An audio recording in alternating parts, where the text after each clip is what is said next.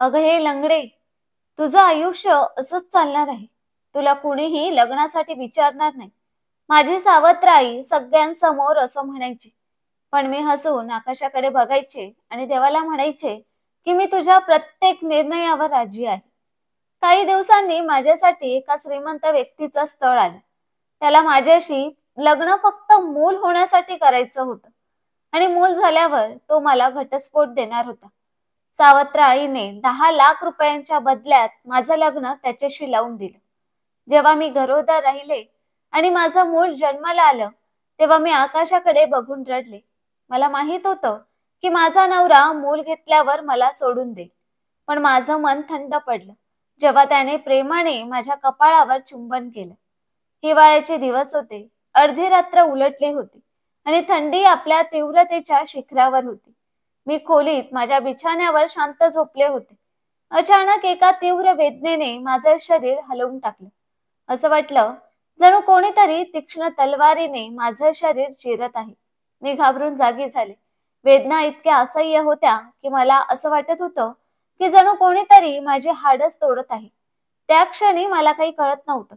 अचानक जाणवलं की कदाचित माझ्या बाळाच्या जन्माची वेळ आली आहे. मला तातडीने रुग्णालयात जावं लागेल. मी वेदनेने तडफडत लंगडतच बिछाण्यावरून खाली उतरले. पोटावर हात ठेवत हळूहळू खोलीच्या बाहेर पडले.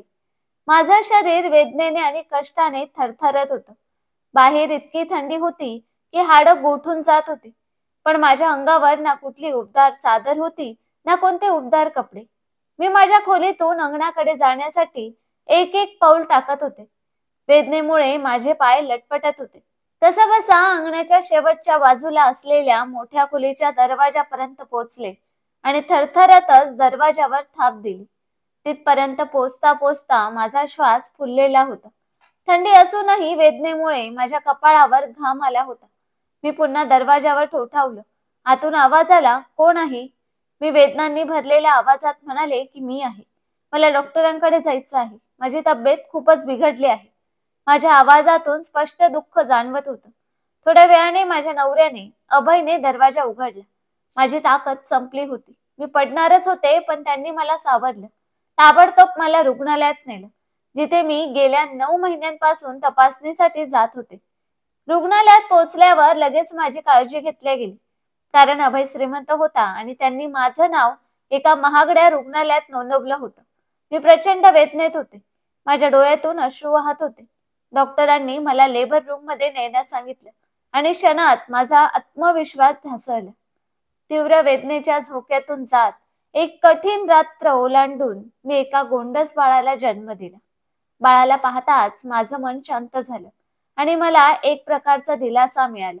पण त्याच वेळी एका विचाराने माझे डोळे पाणावले आणि मी न आवाज करता रडू लागले. माझ्या डोळ्यांसमोर माझ्या आईच्या आठवणी यायला लागल्या.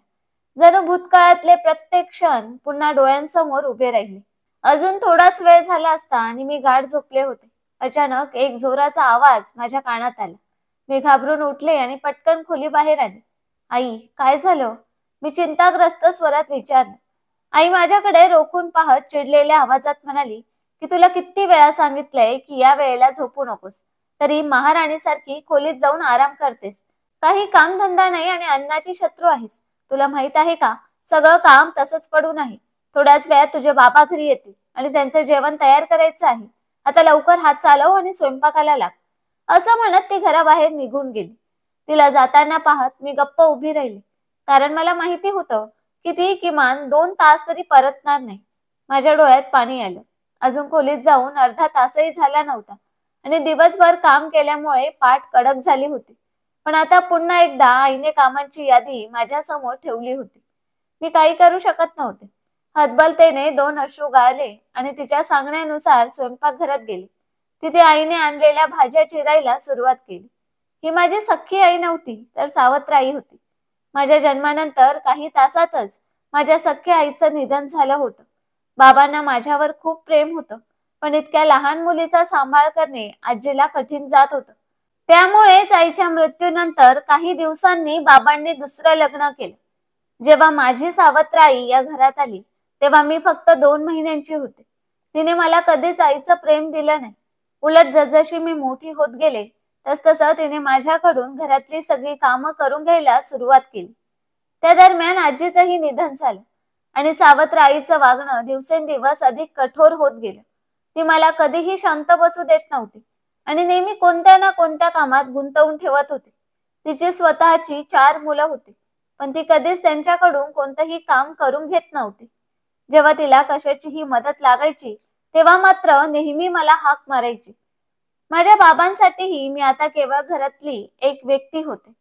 हळूहळू तेही विसरले होते की त्यांना त्यांच्या पहिल्या पत्नीपासून एक मुलगी आहे. मी दिसायला सुंदर आणि तरुण होते, पण जन्मजात माझ्या एका पायाला थोडा दोष होता. त्यामुळे मी किंचित लंगडत चालायचे. हा दोष माझ्यासाठी वेदनादायक असला तरी सावत्र आईसाठी तो तिच्या क्रूर आनंदाचा विषय होता. खरं तर माझं नाव नम्रता होतं, पण माझी सावत्र आई नेहमीच माझी टर उडवायची आणि मला लंगडी म्हणत चिडवायची. बाबा घराबाहेर गेल्यानंतर तिचे टोमणे अधिकच वाढायचे. तिच्या बोलण्याने माझं मन आतून रक्तांच्या अश्रूंनी रडायचं. शाळेतही काही मुली माझी चेष्टा करायच्या आणि लंगडी म्हणून हाक मारायच्या, पण त्यांच्या बोलण्याकडे मी फारसं लक्ष द्यायचे नाही, कारण त्या लहान होत्या आणि त्यांच्या विचारसरणीही त्यांच्यासारख्याच अपरिपक्व होत्या. माझ्या मनात नेहमी एकच विचारायचा की देवाने जसं निर्माण केलं आहे तेच सर्वोत्कृष्ट आहे. माझी आजी मला नेहमी समजावत असे की देवाच्या निर्मितीत दोष शोधणं म्हणजे त्याच्या इच्छेविरुद्ध जाणं. तिच्या या शिकवणीने मला नेहमी आधार दिला आणि मी खंबीर राहायला शिकले. म्हणूनच मी कधीही देवाकडे तक्रार केली नाही की त्याने मला असं का बनवलं. तरीसुद्धा जेव्हा माझी सावत्र आई मला लंगडी म्हणून हिणवायची तेव्हा तिच्या त्या टोमण्यांनी माझ्या मनाला खोलवर जखम होत असे. मॅट्रिकची परीक्षा झाल्यावर मी घरी राहू लागली तेव्हा तिने मला पूर्णपणे घरकामात गुंतवून टाकलं. कामाच्या बहाण्याने ती सतत मला लंगडी म्हणायची. बाबांच्या समोर ती कधीही माझ्या या कमतरतेचा उल्लेख करत नसे, पण त्यांच्या अनुपस्थितीत मात्र तिच्या तोंडी नेहमी तोच शब्द असायचा. मी शांतपणे अश्रू गिळून काम करत राहायचे. आता मी 20 वर्षांचे झाले होते. एके दिवशी वडिलांना जेवण वाढण्यासाठी मी त्यांच्या जवळ गेले. त्यांनी माझ्याकडे पाहिलं आणि अचानक थबकले. त्यांच्या नजरा मला बारकाईने निहाळत होत्या. त्यांचा तो अनोखा दृष्टिकोन पाहून मी घाबरले आणि पटकन तिथून निघून गेले. मला खूप विचित्र वाटत होतं, कारण आजवर वडिलांनी मला कधीही अशा नजरेने पाहिलं नव्हतं. थोड्या वेळाने त्यांनी माझ्या सावत्र आईला बोलावलं आणि गंभीर स्वरात म्हणाले की अगं नम्रता कधी एवढी मोठी झाली मला कळलंच नाही. तू तिची आई आहेस. आता तिच्यासाठी एखादं चांगलं स्थळ बघ. माझ्या मते हीच योग्य वेळ आहे तिचं लग्न करण्याची. वडिलांच्या या शब्दांनी सावत्र आई देखील एकदम गडबडली. ती काही क्षण माझ्याकडे विचारपूर्ण नजरेने पाहत राहिली, पण लगेच स्वतःला सावरत म्हणाली की तुम्ही काळजी करू नका. मी नम्रतासाठी एखादं चांगलं स्थळ शोधेन. आता तुम्ही जेवण करून घ्या. जेवण थंड होते. आईने वडिलांचं लक्ष दुसरीकडे वळवण्याचा प्रयत्न केला, पण मी मात्र आतून चकित झाले. ही पहिलीच वेळ होती जेव्हा वडिलांना जाणवलं की मी आता मोठी झाली आहे. यापूर्वी त्यांनी कधीच याबद्दल विचार केला नव्हता आणि आता जेव्हा त्यांना ते जाणवलं तेव्हा ते माझी इतकी काळजी घेऊ लागले, हा विचार करून मला आनंदही झाला. यानंतरचे काही दिवस झपाट्याने निघून गेले, पण त्या दिवशीच्या चर्चेनंतर वडिलांनी याबद्दल पुन्हा काहीही बोलले नाहीत आणि आईनेही कोणतीही चर्चा केली नाही. मात्र मी पाहिलं की आई अनेकदा नातेसंबंध जुळवणाऱ्या मावशीसोबत काहीतरी गंभीर चर्चा करत असे, पण मला त्याचा काहीच अंदाज लागत नव्हता. एक दिवस अचानक आईने मला सांगितलं की नम्रता, आज घराची स्वच्छता व्यवस्थित करून घे आणि चहा पाण्याची सोय कर. संध्याकाळी 4 वाजता काही लोक तुला बघायला येणार आहेत. मला वाटतं तुझं नातं इथे ठरेलच. आईचं बोलणं ऐकून माझं हृदय जोरजोराने धडधडू लागलं. ही पहिलीच वेळ होती, त्यामुळे भीती आणि आनंद दोन्ही वाटत होते. माझे हात थरथरत होते. एका क्षणी मला आशा वाटली की कदाचित ते मला पसंत करतील, पण माझी नजर माझ्या पायाकडे गेली आणि मी चकित झाले. माझा आत्मविश्वास ढासळू लागला. मी निराश चेहरा केला. माझं मन खचू लागलं, कारण मला माहीत होतं की जगात किती सुंदर आणि परफेक्ट मुली आहेत ज्या अजूनही लग्नाविना घरी आहेत आणि माझ्या पायात जर जन्मजात त्रुटी आहे. मला खात्री नव्हती की कोणी मला स्वीकारेल. संध्याकाळी पाहुणे आले तेव्हा माझ्या मनात पुन्हा एकदा आशेचा किरण जागा झाला. मुलगी असल्यामुळे माझ्या भावना वारंवार बदलत होत्या. असं वाटत होतं की माझं ध्येय आता माझ्या जवळ येत आहे. जेव्हा मी चहा घेऊन बैठक खोलीत पोहोचले तेव्हा गडबडीत माझ्या हातून हलकासा चहा सांडला. माझ्या सावत्र आईने पटकन कप टेबलवर ठेवला. मी घाबरून खुर्चीवर बसले. खोलीत एकदम शांतता पसरली होती. तेवढ्यात पाहुण्यांपैकी कोणीतरी माझ्या पायाच्या अपंगत्वाबद्दल विचारलं. माझ्या सावत्र आईने शांतपणे उत्तर दिलं की ही जन्मजातच कमतरता आहे, त्यामुळे यावर उपचार होऊ शकला नाही. यानंतर पुन्हा खोलीत नीरव शांतता पसरली. थोड्याच वेळात मुलाच्या आईने थोडंसं नाखुश होऊन सांगितलं की माझ्या मुलाला सुंदर आणि परिपूर्ण पत्नी हवी आहे, पण अपंग मुलगी तो कधीच स्वीकारणार नाही. असं म्हणत त्यांनी काहीही न खाता पिता तिथून निघून जाण्याचा निर्णय घेतला. मला प्रचंड अपमानित वाटलं. डोळ्यात अश्रू तरळले, पण मी काहीही न बोलता उठले. चहाची भांडी उचलली आणि स्वयंपाकघरात जाऊन शांतपणे रडू लागले. माझा विश्वासच बसत नव्हता की कोणी मला इतक्या सहज नाकारू शकतं. हा माझ्यासाठी पहिला असा धक्का होता ज्याने मला पूर्णतः तोडून टाकलं. पण दुर्दैवाने ही गोष्ट इथेच संपली नाही. त्यानंतर जेवढेही विवाह प्रस्ताव आले ते सगळे कुठल्या ना कुठल्या कारणाने मला नाकारून गेले. मुलं स्वतःही फारशी चांगली नव्हती ना त्यांच्या घरचं आर्थिक स्थैर्य विशेष होतं. पण तरीही माझ्या पायाच्या या कमतरतेमुळे मी सतत या घरात अडकून राहिले. या सगळ्या प्रयत्नात 2 वर्ष कशी निघून गेली ते कळलंच नाही. शेवटी मी माझ्या नशिबावर विश्वास ठेवणं सोडून दिलं. मी माझ्या सावत्र आईला ठाम शब्दात सांगितलं की आई, आता माझ्यासाठी कुठलंही स्थळ पाहू नकोस. ना कोणी मला पाहायला येईल, ना कोणाशीही तजवीज होईल. हेच माझ्यासाठी योग्य ठरेल. मी आईला म्हणाले की आता माझ्या लहान बहिणी रियासाठी चांगला आणि सरळ वर शोध, जेणेकरून तिचं लग्न वेळेवर होईल. पण आई तिच्या ठिकाणी ठाम होती. तिने शांतपणे उत्तर दिलं की मोठ्या मुलीचं लग्न करून देण्याआधी लहान मुलीचं लग्न करणं योग्य नाही. पण तू काळजी करू नकोस, तुला नक्कीच योग्य वर मिळेल. आईच्या चेहऱ्यावर अजूनही काहीशी आशा दिसत होती. मी आश्चर्याने तिच्याकडे पाहिले आणि मनात विचार केला, तिला माझ्याबद्दल किती अपेक्षा आहेत. पण मला अजूनही कळत नव्हतं की तिच्या मनात नक्की काय चाललं आहे. जर आधीच समजलं असतं तर मी स्पष्टपणे नकार दिला असता. काही दिवस शांततेत गेले. मी आता सगळ्या अपेक्षा सोडून दिल्या होत्या. बाबासुद्धा माझ्या लग्नाबद्दल चिंतेत होते आणि आईशी वारंवार चर्चा करत असत. यावर कधी आई रागवत असे तर कधी मान डोलवत शांत राहत असे. एके दिवशी आत्या आमच्या घरी आल्या आणि बराच वेळ आईसोबत खोलीत चर्चा करत बसल्या. पण आता या सगळ्या गोष्टीत मला काहीही रस नव्हता, कारण मी आधीच प्रत्येक प्रस्तावाचा शेवट काय होतो हे पाहिलं होतं. मला खात्री होती की यावेळेसही नकारच मिळेल, म्हणून मी कोणत्याही अपेक्षा ठेवल्या नव्हत्या. पण आत्या गेल्यानंतर आईच्या चेहऱ्यावर प्रचंड आनंद दिसत होता. ती माझ्या जवळ आली आणि उत्साहाने म्हणाली की मी तुला सांगितलं होतं ना, योग्य जुळणी ही नक्कीच होईल. आता तुझ्या पसंतीनुसार आणि मर्जीप्रमाणे प्रस्ताव आला आहे. हा प्रस्ताव एका मोठ्या घरातून आलाय. मुलगा खूप श्रीमंत आहे आणि त्याला तुझ्या पायाच्या दोषाबद्दल कोणतीही अडचण वाटत नाही. आईच्या बोलण्याने मी आश्चर्यचकित झाले. मी तिच्याकडे पाहत विचारले की जर त्यांना माझ्या पायाच्या दोषाबद्दल काहीही फरक पडत नसेल, मुलगा श्रीमंत घरातून असेल, तर मग शेवटी त्या मुलात काय उणीव आहे की तो माझ्याशी लग्न करायला तयार आहे.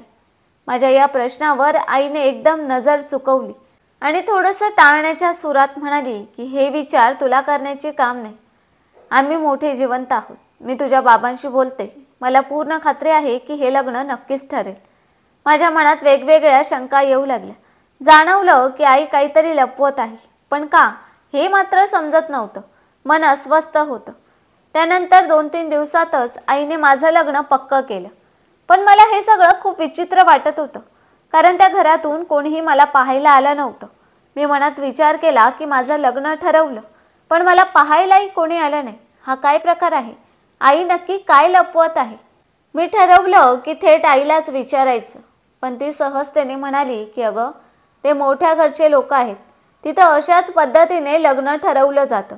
तुझा फोटो दाखवला होता आणि त्यांना तू खूप आवडलीस, म्हणून त्यांनी लगेचच होकार दिला. आता ते लवकरच लग्न करायचं म्हणत आहेत. हे तर आपल्यासाठी चांगलंच आहे, नाही का? आपला खर्चही वाचेल आणि तू सुखाने सासरी जाशील. त्यांनी तर हुंड्याचीही कोणतीही मागणी केलेली नाही. तू त्यांच्या घरी गेलीस की त्यांच्या वैभवामुळे तुझे डोळे विस्फारून जातील. तू थक्कच होशील. आई मला गप्पांमध्ये गुंतवत होती, पण माझ्या मनाला काहीतरी वेगळं वाटत होतं. मला स्पष्ट जाणवत होतं की आई काहीतरी लपवत आहे. लग्न ठरवून 2 दिवस झाले होते आणि एक दिवस अचानक आमच्या घरासमोर एक मोठी गाडी येऊन थांबली. त्यातून एक अतिशय देखणी आधुनिक वेशभूषा केलेली स्त्री खाली उतरली. तिने खूपच सुंदर पोशाख घातला होता. तिच्यासोबत एक नोकरही होता, ज्याच्या हातात मोठं ताट होतं. ती थेट आईकडे गेली आणि म्हणाली की अभयने आपल्या होणाऱ्या नववधूसाठी हे सगळं सामान पाठवलं आहे. आपण तिला तयार ठेवा, आम्ही वेळेवर लग्नासाठी येऊ. मग तिने आईला एक चेक देत म्हटलं की हा तुमच्यासाठी 10 लाख रुपयांचा चेक आहे. याला नीट बघा आणि उद्या बँकेत जमा करा. त्या बाईने हे सांगितल्यावर मी स्तब्ध झाले. शेवटी आईला 10 लाख रुपयांचा चेक का दिला गेला? इतकी मोठी रक्कम कशासाठी? मला याबद्दल काहीही सांगितलं गेलं नव्हतं. मी स्वयंपाकघराच्या खिडकीतून हे सगळं ऐकत होते. कदाचित मी हे सगळं ऐकलं नसतं तर आईने मला कधीच काही सांगितलं नसतं. पण आईच्या चेहऱ्यावर स्पष्ट आनंद दिसत होता. आई समजून समाधानाने त्या बाईला म्हणाली की अरे मी बघितलं, काही प्रॉब्लेम नाही. मी हा चेक उद्या बँकेत जमा करेन. तुम्ही काही काळजी करू नका. शुक्रवारला लग्नासाठी या, आम्हाला काहीच आक्षेप नाही. आईचं हे बोलणं ऐकून ती बाई समाधानाने हसली आणि परत गेली. जरी आईने तिला चहासाठी थांबवण्याचा प्रयत्न केला तरी ती थांबली नाही आणि जशी आली होती तशीच वेगाने निघून गेली. मी मात्र खूप संभ्रमात आणि चिंतेत होते. समजत नव्हते की आईशी कसं बोलावं. पण मग वाटलं हा माझ्या आयुष्याचा प्रश्न आहे. मला आईशी एकदा नक्कीच बोलायलाच हवं आणि सत्य जाणून घ्यायला हवं. हा माझा हक्क आहे. लग्नाच्या 1-2 दिवस आधी मी आईच्या खोलीत गेले. आई त्यावेळी टीव्हीवर मोठ्या आवाजात ड्रामा बघत होती. वडील कामावर गेले होते आणि बाकी भाऊ बहीण आपापल्या कामांमध्ये व्यस्त होते. आईने मला खोलीत येताना पाहिलं आणि विचारलं, काय झालं? तू इकडे काय करते? सगळं ठीक आहे ना? मी माझी बोटं चवळत म्हणाले की आई, मला तुला काही विचारायचं आहे. आई म्हणाली, विचार. काय विचारायचं आहे? मी क्षणभर घाबरले. वाटलं परत निघून जावं. पण मग हिम्मत गोळा केली आणि विचारलं की आई, आज जी बाई आली होती ती कोण होती आणि तुम्ही तिच्याकडून तो 10 लाख रुपयांचा चेक का घेतला? शेवटी प्रकरण काय आहे? माझ्या प्रश्नावर आईचा चेहरा थोडासा बदलला, पण ती घाबरली नाही आणि शांतपणे म्हणाली की ती सोनिया होती, त्या मुलाची बहीण. तीच त्याचं लग्न ठरवत आहे आणि हा 10 लाखांचा चेक तिने मला तुझं लग्न करण्यासाठी दिला आहे. कारण तो मुलगा आधीच लग्न केलेला आहे आणि मुलासाठी दुसरं लग्न करत आहे. माझ्या मते तुला यावर काहीही आक्षेप नसावा, कारण तुला माहीत आहे की तू पायाने अधू आहेस आणि तुझ्यासाठी लग्नाचा जोडीदार शोधणं किती अवघड आहे. आधीच आपण तुझ्यासाठी किती ठिकाणी बघितलं आणि चहा पाण्याच्या नावाखाली किती खर्च केला आहे. त्यामुळे मी पुन्हा पैसे खर्च करण्याच्या मनस्थितीत नाही. आता जो खर्च झाला तो झाला आहे, तो परत मिळवायचा आहे. म्हणून मी तुझं लग्न त्यांच्यासोबत ठरवलं आहे. माझ्या मते हेच तुझ्यासाठी सर्वात योग्य आहे. आई मला हे सर्व स्पष्टपणे सांगत होती आणि नंतर टीव्हीकडे वळली. मी तिथेच उभी राहिले. मला विश्वासच बसत नव्हता की आई माझ्यासोबत असं काही करू शकते. थोड्या वेळाने जेव्हा आईने पाहिलं की मी अजूनही तिथेच उभी आहे, ती रागाने म्हणाली की आता इथे का उभी आहेस? आपल्या खोलीत जा किंवा काम कर. माझा टीव्ही पाहायचा मूड खराब करू नकोस. आईचं बोलणं ऐकून मी हळूच खोलीतून बाहेर पडले. माझ्या डोळ्यातून अश्रू वाहत होते. आकाशाकडे पाहून मी विचार केला की देवा, हे माझ्यासोबत काय चाललं आहे? माझं आयुष्य असं का बनलं आहे? जर माझ्यात हा एक छोटासा दोष आहे तर माझ्या बाकीच्या चांगल्या गुणांना कोणीच का बघत नाही? पण जर तू माझ्यासाठी असा जोडीदार निवडला आहेस तर मला तुझी इच्छा मान्य आहे. मी तुझ्या निर्णयाविरोधात जाणार नाही. तू जसं ठरवलं आहेस तसंच होऊ दे. मी सगळं प्रभूच्या हाती सोपवलं आणि एक खोल श्वास घेतला. येणाऱ्या परिस्थितीला सामोरं जाण्यासाठी स्वतःला तयार केलं.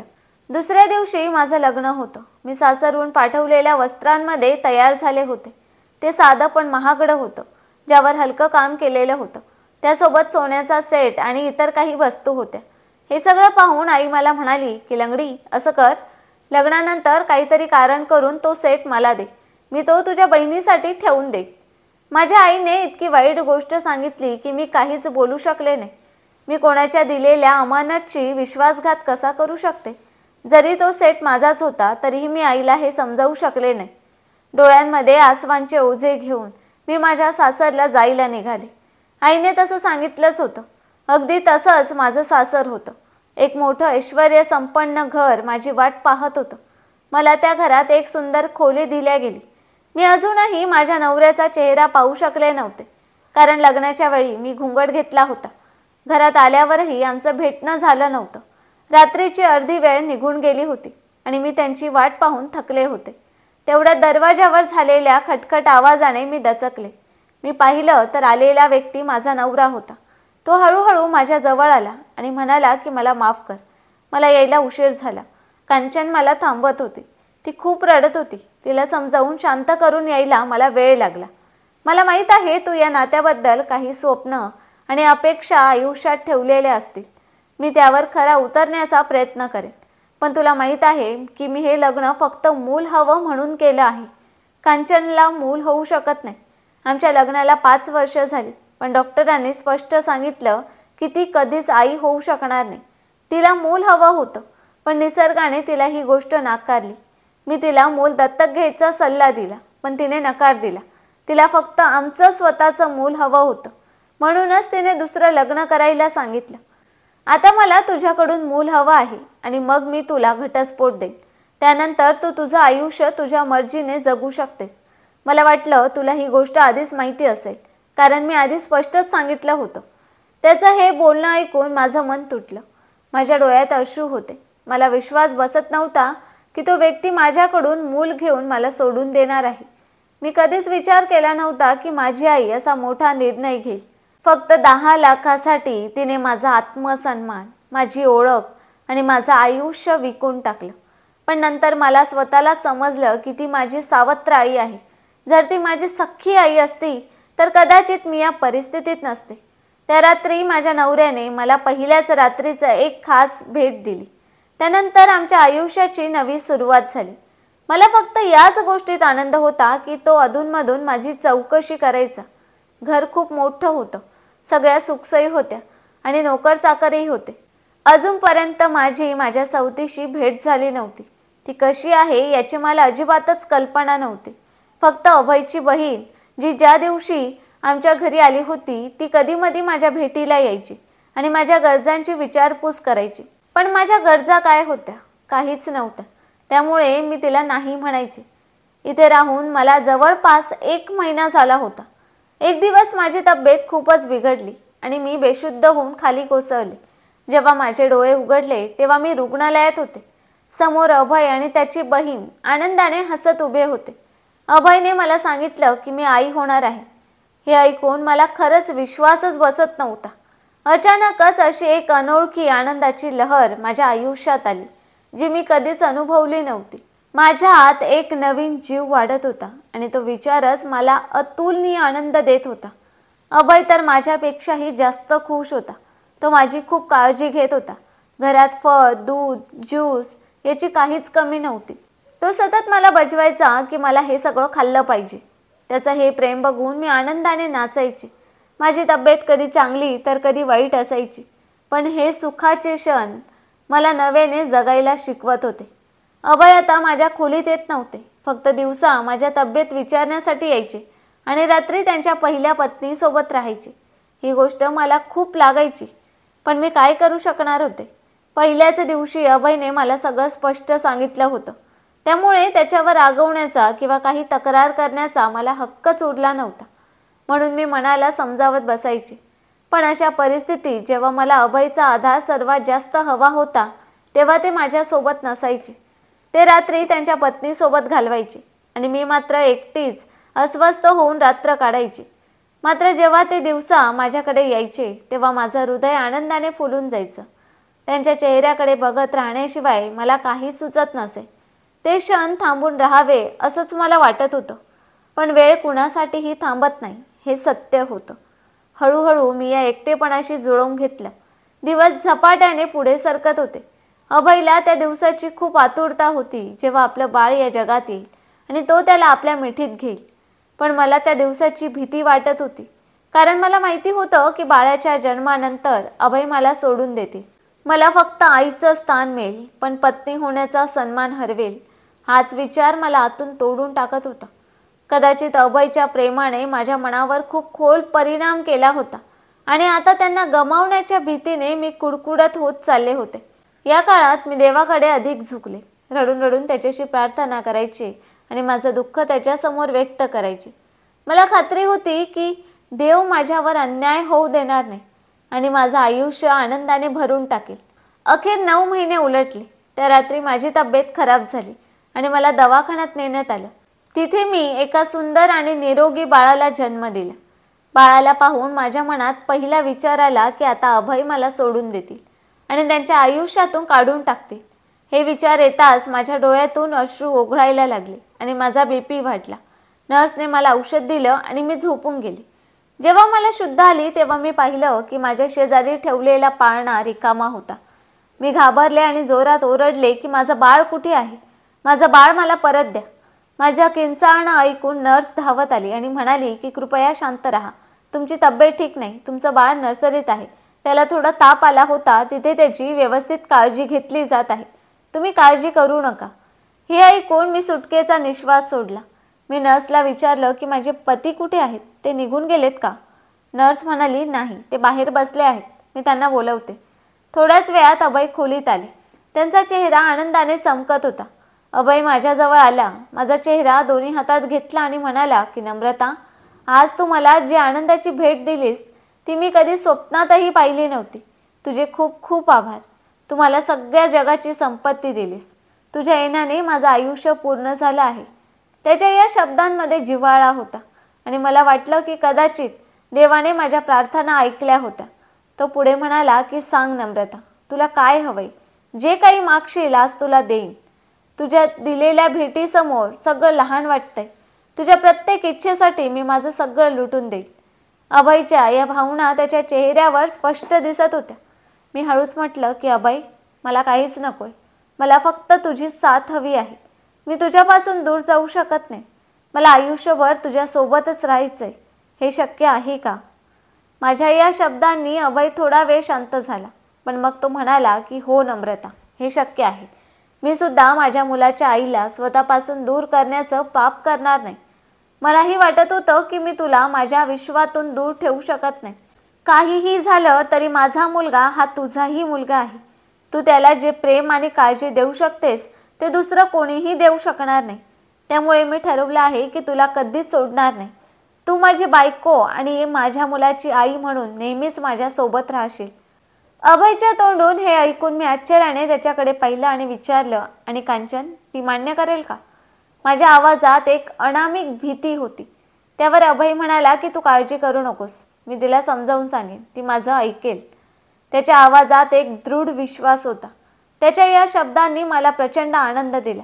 मी नकळत अभयचा हात धरून त्याच्यावर एक हलकं चुंबन घेतलं. तो शांतपणे हसला. माझ्या मनावरचं जड ओझं हलकं झाल्यासारखं वाटलं. मला खात्री पटली की अभय मला कधीच सोडणार नाही. शेवटी मी त्याच्या मुलाची आई होते. मात्र कांचनविषयी थोडीशी भीती होतीच, कारण ती त्याची पहिली पत्नी आणि प्रेम होती. 2 दिवसांनी आम्ही रुग्णालयातून घरी आलो. माझा मुलगा आता बरा झाला होता. घरी पोचल्यावर कांचनने दरवाजातच मला थांबवून अधिकाराने बाळ उचलून घेतलं. अभयच्या सांगण्यावरून मी तिला बाळ दिलं. पण न जाणे का माझं मन तुटल्यासारखं वाटलं. असं वाटलं की माझी सर्वात मौल्यवान वस्तू माझ्यापासून हिरावून घेतली गेली. अभयने मला खोलीत सोडलं आणि दिलासा देत म्हणाला की तू काळजी करू नकोस. कांचनशी मी बोललो आहे. ती तुला बाळ परत देईल. अभयच्या या शब्दांवर मी फक्त मान हलवली. तो गेल्यानंतर माझी रिकामी कुशी बघून मी रडत राहिले. अभयचं म्हणणं खरं ठरलं. काही वेळानंतर कांचन बाळ परत घेऊन आली आणि म्हणाली की याला भूक लागली आहे. बऱ्याच वेळेपासून रडतोय. याला दूध पाजून झोपव. मी चुपचाप मान डोलावली आणि बाळाला दूध पाजायला लागले, कारण कांचन तिथून निघून गेली होती. त्या रात्री अभय घरी परतलाच नाही. त्याला हे माहीत असूनही की माझी तब्येत ठीक नाही आणि बाळामुळे मला त्रास होईल, त्याने माझी खबर घेतली नाही. काही दिवस असेच गेले. घरात आता एक नवीन वाद सुरू झाला होता. अभय मला सोडायला तयार नव्हते, पण कांचन या गोष्टीवर ठाम होती की अभय मला घटस्फोट देऊन मुलाला तिच्या हवाली करेल. मात्र अभयने स्पष्ट सांगितलं की ते मला घटस्फोट देणार नाहीत. त्यांनी कांचनला सांगितलं की नम्रता माझ्या मुलाची आई आहे आणि मला वाटतं की माझ्या मुलाच्या संगोपनासाठी तिचा सहभाग असावा. तू ही आईसारखीच त्याची काळजी घेऊ शकतेस, पण मी असं मोठं पाप करू शकत नाही. अभयचे हे शब्द ऐकून कांचन आश्चर्याने त्याच्याकडे पाहतच राहिली आणि मग रागाने आपल्या खोलीत निघून गेली. अभयला वाटले की ती नाराज आहे आणि थोड्या वेळाने शांत होईल. पण काही वेळाने कांचन खोलीतून बाहेर आली. तिच्या हातात सुटकेस होती. तिने अभयला सांगितलं की आता माझ्या मागे येऊ नका. मी घरात एक क्षणही राहू शकत नाही जिथे माझा नवरा दुसऱ्या बाईच्या बाजूने बोलेल आणि माझी बाजू चुकीची ठरवेल. तिथे मी राहू शकत नाही, असं म्हणत कांचन निघून गेली. मला वाटलं होतं की मी सुटकेचा श्वास घेईल, पण त्याऐवजी माझ्या मनात अस्वस्थता होती. मला भीती होती की कांचन रागाच्या भरात अभयला पुन्हा आपल्याकडे घेऊन जाईल. पण कांचनने शपथ घेतली होती की ती परत कधीच येणार नाही. अभयने तिला अनेक वेळा समजावण्याचा प्रयत्न केला, पण ती ऐकायला तयार नव्हती.